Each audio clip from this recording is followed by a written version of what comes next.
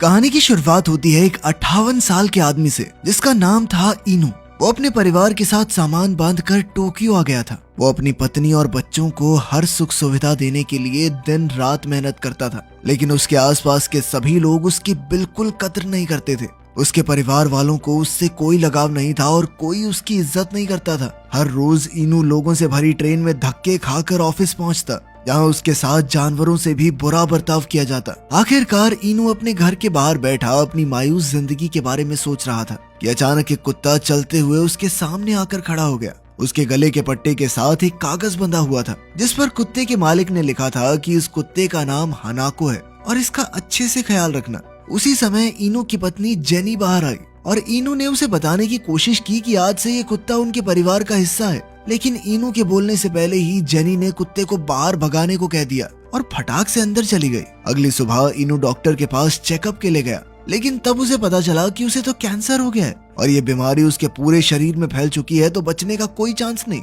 उसके पास अब सिर्फ 3 महीने का समय बाकी था। फिर रात को डिनर के समय उसने सबको अपनी बीमारी के बारे में बताया, लेकिन किसी ने उसकी बात पर ध्यान नहीं दिया, बल्कि वो सब उसी के बारे में शिकायतें करने लगे हुए थे। इसके बाद जेनी ने उससे पूछा कि ये कुत्ता अभी भी घर में क्यों है। उसने इनू को तुरंत इसे घर से बाहर छोड़कर आने को कहा। अब इनू हताश होकर हनाको के साथ घर से बाहर निकल गया। घर से कुछ किलोमीटर दूर आने के बाद उसने हनाको को वहीं छोड़ दिया और फटाफट भाग निकला ताकि हनाको उसका पीछा न करे, लेकिन हनाको तो उसके पीछे ही दौड़ने लगा। इधर इनू एक पार्क में पहुंचा और उसे लगा कि वो हनाको को पीछे छोड़ा है, लेकिन जैसे ही उसने मुड़कर देखा तो हनाको वहीं चुपचाप बैठा था। उसे देखते ही इनू की आंखों में आंसू आए और उसने हनाको को यूं ही अकेला छोड़ने के लिए उससे माफी मांगी। कुछ ही पलों बाद उसने एक लड़के को अपने साथ वाले बेंच पर बैठे देखा और अचानक आसमान में बहुत तेज रोशनी हुई जिससे हनाको डरकर भाग गया। तभी अचानक वहाँ जबरदस्त धमाका हो गया और इनू इस धमाके की चपेट में आ गया। खैर अगली सुबह उसकी आंख खुली तो उसने देखा कि उसे चश्मे के बिना भी सब कुछ दिखाई दे रहा था। इनू ने देखा कि हनाको अब भी वहाँ उसका इंतजार कर रहा था, तो वो उसे अपने साथ ही घर वापस ले आया। फिर ब्रेकफास्ट में उसने मिसो सूप पिया, जिसके बाद उसे बहुत तेज प्यास लगी, तो उसने खूब पानी पिया और फिर अपने कमरे में चला गया। वहाँ उसने देखा कि उसके हाथों से गर्म भाप निकल रही थी। उसने तुरंत अपनी शर्ट उतारी और उसे एहसास हुआ कि कुछ तो गड़बड़ जरूर है। अभी अचानक उसकी दाईं बाजू एक फ्यूचरिस्टिक हथियार में बदल गई और उसमें से सारा सूप बाहर आ गया। जैसे ही इनू ने अपने चेहरे को छुआ तो उसे लगा कि उसकी गर्दन पर कुछ अजीब है, और जैसे ही उसने अपनी गर्दन की खाल को खींचा तो उसका चेहरा उसके सर से अलग हो गया। उसने देखा कि उसके सर के अंदर तारे ही तारे भरी पड़ी थी। जब इनू ने खुद को शीशे में देखा तो उसे कुछ भी समझ नहीं आ रहा था, क्योंकि अब उसकी दोनों बाजुएं हथियारों में बदल चुकी थी। उसे समझ नहीं आ रहा था कि अब उसे क्या करना चाहिए। इनू को देखकर तो हनाको भी डर के मारे भौंकने लगा। हनाको की आवाजें सुनकर जेनी कमरे में आई, मगर उसके आने से पहले ही इनू का शरीर बिल्कुल पहले जैसा हो गया था। इसके बाद हम हीरो नाम के एक लड़के को देखते हैं जो मैरी की ही क्लास में पढ़ता था। एक दिन वो अपने बेस्ट फ्रेंड चौको से मिलने उसके घर गया। हीरो काफी दिन से स्कूल नहीं गया था क्योंकि स्कूल में सभी बच्चे उसे बहुत परेशान करते थे। खैर अब उसने अपने दोस्त चौको को बाहर बालकनी में बुलाया और आसमान में उड़ते एक पंछी की ओर हाथ से गोली चलाने का इशारा किया, पर उसी समय अचानक वो पंछी हवा में ही मर गया और चौको को तो समझ ही नहीं आ रहा था कि आखिर ये हुआ क्या। खैर अब हीरो चौको को अपने साथ एक गैराज में ले गया, जहाँ उसने अपनी शक्तियों से कई गाड़ियों को आपस में टकरा दिया। इसके बाद उसने अपनी शर्ट उतारकर अपने पूरे शरीर को हथियार में बदल दिया। उसने कहा कि अब वो कोई आम इंसान नहीं रहा बल्कि एक सुपर हीरो बन चुका है। वहीं दूसरी ओर इनू को अब तक अपनी खास शक्तियों का एहसास नहीं हुआ था। उसे लग रहा था कि जो कुछ भी हुआ वो महज एक सपना था। खैर इतना काफी नहीं था, क्योंकि उसी दिन उसे काम से निकाल दिया गया और अब उसे समझ नहीं आ रहा था कि वो अपने घर का कर्ज कैसे चुकाएगा। उसे सबसे ज्यादा चिंता तो अपने परिवार की थी। घर लौटते हुए उसे रास्ते में एक जख्मी कबूतर दिखाई दिया। उसने कबूतर को जमीन से उठाया और अपनी शक्तियों से उसे सब दिख गया कि उसे अंदर कहाँ पर चोट लगी है। इनू के हाथों में कुछ देर रहने के बाद कबूतर अचानक पूरी तरह से ठीक होकर उड़ गया। उसी पल इनू को एहसास हुआ कि उसके अंदर किसी के भी जख्मों को ठीक करने की ताकत आ चुकी है। तभी अचानक उसे एक औरत की आवाज सुनाई दी जो अपने 10 साल के बेटे की जान बचाने के लिए डॉक्टर से मिन्नतें कर रही थी। इनू को एहसास हुआ कि आवाजें पास के एक हॉस्पिटल से आ रही हैं, तो वो जल्द ही वहां पहुंच गया। वो एक कमरे में घुसा तो उसे केडा नाम का एक बच्चा दिखा जो इस वक्त कोमा में था। जब इनू ने उसे छुआ तो उसके सिस्टम ने बच्चे की बीमारी का पता लगा लिया और फिर उसने बच्चे को ठीक करने की कोशिश की। कुछ ही पलों में केडा बिल्कुल ठीक हो गया और उसने अपनी आंखें खोली। तभी उसकी माँ कमरे में आई तो वो एक अनजान आदमी को देखकर डर गई। उसने तुरंत डॉक्टर को बुलाया, लेकिन तभी उसके बेटे ने उठकर उसे आवाज दी और इस चमत्कार को देखकर तो डॉक्टर्स भी हैरान रह गए।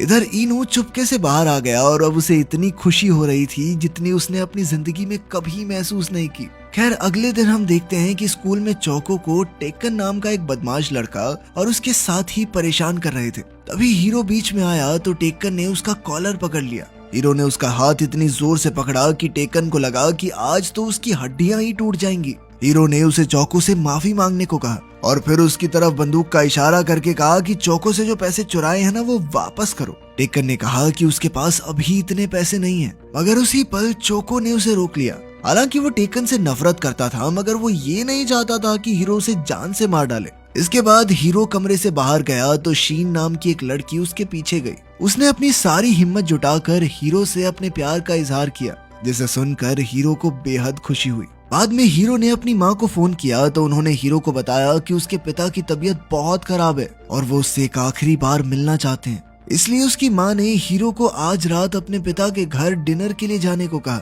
हीरो आज तक अपने पिता से नाराज था क्योंकि वो उसे और उसकी माँ को अकेला छोड़कर चले गए थे, पर फिर भी उसने अपने पिता से मिलने जाने का फैसला किया। जैसे ही वो उनके घर पहुंचा तो उसके पिता ने उसे इस महीने के खर्चे के लिए पैसे दिए। फिर डिनर के समय वो अपनी सौतेली माँ और 2 सौतेले भाइयों से मिला। हीरो को उनसे कोई दिक्कत नहीं थी, मगर आज भी वो अपने पिता को माफ नहीं कर पाया था। बाद में जब सब लोग मीठे में कुछ खा रहे थे तो उसने गुस्से में अपने पिता को गोली मारने का फैसला किया, मगर उसके भाइयों को लगा कि ये कोई खेल है, इसीलिए वो असली नहीं नकली गोलियां चलाने लगे। इससे हीरो रुक गया और कुछ घंटों बाद जब वो घर लौट रहा था तो वो नफरत की आग में जलता हुआ अपने पड़ोसी के घर में घुस गया और बिना हिचकिचाए उस आदमी को गोली मार दी और फिर उसकी पत्नी को भी मौत के घाट उतार दिया। वहीं दूसरी ओर इनो किसी हॉस्पिटल में छोटे बच्चों को ठीक कर रहा था कि अचानक उसे एक लड़की के चिल्लाने की आवाज सुनाई दी तो वो दौड़कर उसकी मदद करने गया। लेकिन जब वो घर में घुसा तो उसने देखा कि वो लड़की सर में गोली लगने से मर चुकी थी।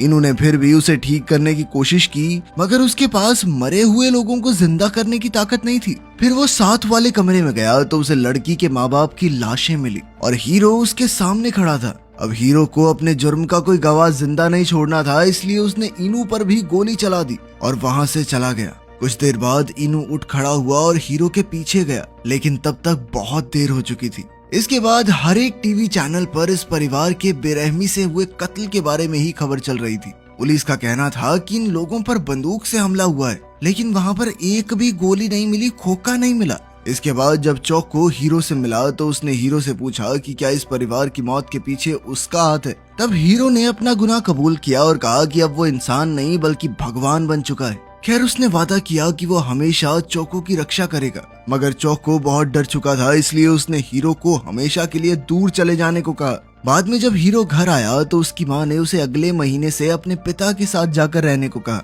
जब हीरो ने उनसे इसकी वजह पूछी तो उसकी माँ ने कहा कि उसे कैंसर है और अब उसके पास ज्यादा वक्त नहीं बचा। ये सुनकर हीरो को जबरदस्त धक्का लगा और उसने अपनी माँ को गले लगाकर कहा कि वो उन्हें मरने नहीं देगा। वहीं दूसरी ओर रात को इनू अपनी नौकरी छूटने की वजह से काफी परेशान था। तभी उसे चोको की मदद की गुहार सुनाई दी। चोको ने भगवान से हीरो को रोकने की गुजारिश की थी ताकि वो और लोगों की जान ना ले। ये सुनकर इनू ने हनाका को उठाया और उड़कर उस पार्क में पहुंचा जहां चोको मौजूद था। अब उसने अपनी नई शक्तियों से लोगों की रक्षा करने की ठान ली थी। उसने चोको से मिलकर उसे उस रात के बारे में बताया जब उसे और हीरो को ये जादुई शक्तियां मिली थी। इनू ने बताया कि हीरो उसके साथ वाले बेंच पर बैठा था और अचानक जोरदार धमाका हुआ, जिसके बाद उन दोनों के शरीर में अद्भुत ताकत आ गई। तब चोको ने उससे पूछा कि आपकी कमजोरी क्या है। अगर वो दोनों एक जैसे ही हैं तो हीरो को भी उसी कमजोरी के जरिए हराया जा सकता है। इन्होंने कहा कि उसकी कमजोरी तो मीसो सूप है, क्योंकि उसे पीते ही उसके शरीर ने सूप बाहर फेंक दिया था।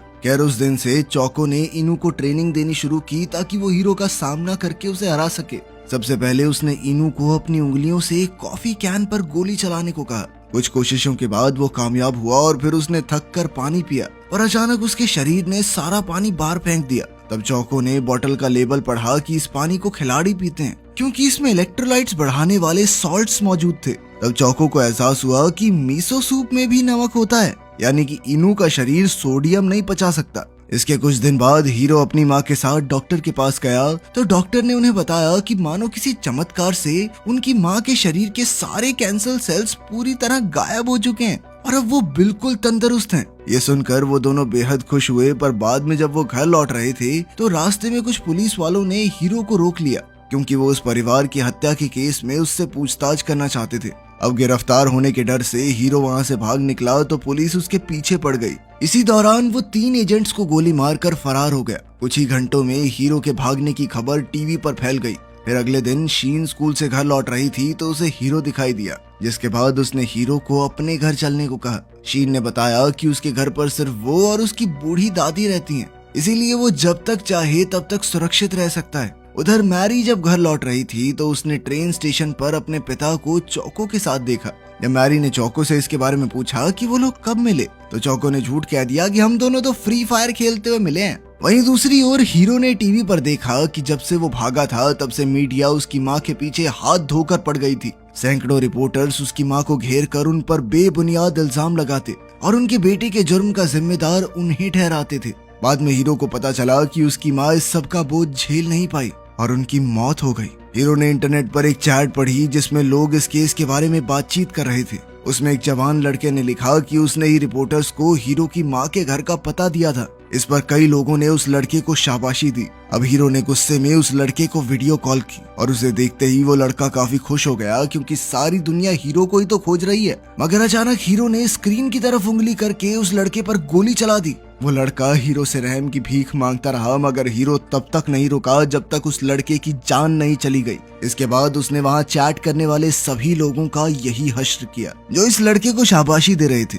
इस घटना से टोक्यो पुलिस हेडक्वार्टर्स में हड़कंप मच गया। तब रात को शीन हीरो से बात करने आई तो हीरो ने ये कबूल किया कि उस परिवार की मौत का जिम्मेदार वही है। लेकिन शीन इस बात पर यकीन करने को तैयार ही नहीं थी कि हीरो ऐसा घिनौना अपराध कर सकता है। तब हीरो ने उसे अपनी रोबोट आर्म दिखाई और शीन को अपने साथ उड़ा कर ले गया। उस समय शीन उन लोगों के लिए रोने लगी जिनकी हीरो ने जान ली थी। खैर फिर भी शीन ने कहा कि वो हीरो का साथ नहीं छोड़ेगी। बाद में वो दोनों घर लौट आए और जब शीन पानी पीने लगी तो अचानक घर में हथियारबंद एजेंट्स घुस आए। शीन ने उसी वक्त चिल्लाकर हीरो को भाग जाने को कहा मगर हीरो ने उसे अपनी बाहों में लेकर जमीन पर गिरा दिया और खुद एजेंट्स की गोलियों के सामने उसकी ढाल बन गया। फिर उसने अपनी रोबोट आर्म निकाली और जबरदस्त पलटवार से सभी एजेंट्स का सफाया कर दिया। आखिरकार जब वो उठा तो उसने देखा कि शीन की दादी की मौत हो चुकी थी। फिर उसने देखा कि शीन की भी सांस नहीं चल रही। हालांकि हीरो ने खुद ढाल बनकर उसे बचाने की कोशिश की थी मगर शीन को पहले ही कई गोलियां लग चुकी थी। अब हीरो कुछ नहीं कर सकता था, इसीलिए वो वहां से भाग निकला। शीन की मौत से अब उसके अंदर बदले की आग भड़क चुकी थी और उसके सर पर खून सवार था। फिर अगले दिन इनू ने अपनी पत्नी और बच्चों को घर पर ही रहने को कहा और किसी भी हालत में फोन या कंप्यूटर की स्क्रीन कोई नहीं चलाएगा क्योंकि अब हीरो स्क्रीन के जरिए भी लोगों की जान लेने लगा था। मगर उसके परिवार ने हमेशा की तरह उस पर ध्यान नहीं दिया और अपने कामों में लगे रहे। कुछ घंटों बाद हीरो ने शहर की सबसे बड़ी स्क्रीन को हैक कर लिया और फिर आम लोगों को कल रात की घटना के बारे में बताया। उसने कहा कि अब पुलिस ने युद्ध का आगाज कर ही दिया है तो खत्म मैं करूंगा और मेरा बदला तभी पूरा होगा जब इस देश के सभी लोग मारे जाएंगे। इसके बाद हीरो ने स्क्रीन की ओर उंगली करके सड़क पर खड़े लोगों को मारना शुरू कर दिया। इधर इनू चौको के साथ ट्रेनिंग कर रहा था कि उसे लोगों के चीखने चिल्लाने की आवाजें सुनाई दी। उसने वहां जाकर उनकी मदद करने का फैसला किया। उसने स्क्रीन से हीरो को हटाकर एक टीवी एंकर का शो चला दिया, लेकिन अचानक उसके सर में गोली लगी और वो वहीं मर गया। इधर मैरी और उसके दोस्त शहर की एक बिल्डिंग में घूम रहे थे कि अचानक हीरो के हमले की खबर मिली। बच्चों ने इसके बारे में जानने के लिए अपने फोन निकाले लेकिन हीरो ने उन्हें भी मारना शुरू कर दिया। इसी दौरान इनू ने भी स्क्रीन हैक करके चोको की एक वीडियो चला दी जिसमें उसने सभी लोगों को फोन, कंप्यूटर और टीवी जैसी स्क्रीन से दूर रहने को कहा। मगर ये सुनकर हीरो ने शहर की बड़ी स्क्रीन पर मिसाइल छोड़ दी। इसके अलावा उसने कई बिल्डिंग्स पर भी मिसाइल दाग दी जिनमें से एक वो भी थी जिसमें मैरी मौजूद थी। उसी समय इनू हीरो के सामने जा पहुंचा और उसने हीरो को अपना आतंक बंद करने को कहा। उसने कहा कि जिस रात धमाके में हीरो को ये शक्तियां मिली उस रात इनू भी वहीं मौजूद था। खैर हीरो अब भी देश को तबाह करने पर तुला हुआ था तो इनू ने उस पर गोली चला दी। अब उन दोनों में लड़ाई शुरू हो गई और हीरो ने अपनी मिसाइल्स के साथ इनू पर हमला कर दिया। इसी दौरान इनू को अपनी बेटी के चिल्लाने की आवाज सुनाई दी तो वो उसकी मदद के लिए भागा, लेकिन तभी हीरो ने उसे पकड़कर एक बिल्डिंग में फेंक दिया। जहाँ से उड़ता हुआ वो एक टीवी टीम के हेलीकॉप्टर में जा गिरा। उसी समय हीरो ने वहां आकर रिपोर्टर और कैमरामैन को हेलीकॉप्टर से धक्का दे दिया। इनू ने ऐन वक्त पर कैमरामैन का हाथ पकड़ लिया, क्योंकि कैमरामैन थोड़ी मर सकता है, लेकिन हीरो ने पायलट को ही मार डाला, जिससे हेलीकॉप्टर बेकाबू होकर एक बिल्डिंग से टकराने ही वाला था कि तभी इनू कैमरामैन के साथ कूदकर एक बिल्डिंग की छत पर आ गिरा। पर कुछ ही पलों में हीरो ने वहां पहुंचकर कैमरामैन को गोली मार दी। फिर उसने इनू को अपने साथ शामिल होने को कहा और पानी पीने लगा। उसी समय इनू ने बोतल पर गोली चलाकर बोतल ही गिरा दी और वहां वही सोडियम वाले पानी की बोतल फेंक दी। जैसे ही हीरो ने वो पानी पिया तो उसके सिस्टम में गड़बड़ी आ गई, पर फिर भी उसने इनू का पीछा नहीं छोड़ा और वो दोनों उड़ते हुए अंतरिक्ष में जा पहुंचे। मगर जैसे ही हीरो उस पर जानलेवा हमला करने वाला था, उसके शरीर के अंदर की मशीन्स फटने लगी, उसके इंजन फेल हो गए थे और तब इनू ने मिसाइल से जोरदार हमला करके हीरो को हरा दिया। इसके बाद वो सीधा अपनी बेटी को बचाने पहुंचा, मगर तब तक वो मर चुकी थी। तब उसने मैरी को सीपीआर देकर जिंदा करने की कोशिश की और खुशकिस्मती से उसकी सांसें फिर से चलने लगी, जिसके बाद इनू ने अपनी शक्तियों की मदद से उसे ठीक कर दिया। उसने अपनी बेटी को गले लगाया ही था कि तभी हीरो ने वहां आकर इनू को बहुत दूर फेंक दिया। फिर हीरो पागलों की तरह बचे हुए लोगों की जान लेने लगा और अंत में वो मैरी के सामने आया। जैसे ही उसने मैरी पर गोली चलाई तो इनू उस पर कूद पड़ा, पर फिर भी मैरी को गोली लग गई। इनू उसके मरने से पहले उसे ठीक करने के लिए दौड़ा, पर हीरो उसे उठाकर बेरहमी से पटकने लगा। हीरो किसी भी हालत में मैरी की जान लेना चाहता था, लेकिन इनू बार बार बीच में आ जाता। हीरो ने उसे बहुत पीटा और कई हमलों के बाद इनू का सर खुल गया। तो मैरी ने देखा कि उसके पिता कोई आम इंसान नहीं थे। उसी वक्त हीरो ने लोहे के सरिये से इनू के सर में लगातार वार किए। आखिरकार वो मैरी को घसीटकर खिड़की से बाहर ले गया और उसे नीचे फेंकने की धमकी दी। इनू अपनी बेटी की जान बचाने के लिए उसके सामने गिड़गिड़ाने लगा, लेकिन हीरो को कोई फर्क नहीं पड़ा। जैसे ही हीरो ने मैरी को फेंका तो इनू के शरीर की सारी ताकत एक साथ इकट्ठा हो गई और उसमें इतनी शक्ति आ गई कि उसने एक ही वार में हीरो के टुकड़े कर दिए। फिर वो फुल स्पीड में उड़ते हुए मैरी को बचाने गया और उसने ऐन वक्त पर मैरी को गिरने से बचा लिया। एक हफ्ते बाद टीवी पर हीरो की मौत का ऐलान हुआ और इसी के साथ ये केस खत्म हो गया। मगर पुलिस को सिर्फ उसके कुछ ही टुकड़े मिले, उसकी पूरी लाश नहीं मिली। उधर इनू के घर पर मैरी के सिवा उसका असली सच कोई नहीं जानता था। वहीं दूसरी ओर हमने देखा कि हीरो अब भी जिंदा था। वो जापान छोड़कर जा रहा था, इसीलिए जाने से पहले वो चोको से मिलने आया। चोको उसे जिंदा देखकर खुश था और उसने हीरो को एक आखिरी बार वीडियो गेम खेलने को कहा। मगर जैसे ही वो मुड़ा तो उसने देखा कि हीरो हमेशा के लिए जा चुका है। वीडियो पसंद आई तो लाइक कर देना, चैनल को सब्सक्राइब कर लेना। मिलते हैं अगली वीडियो में।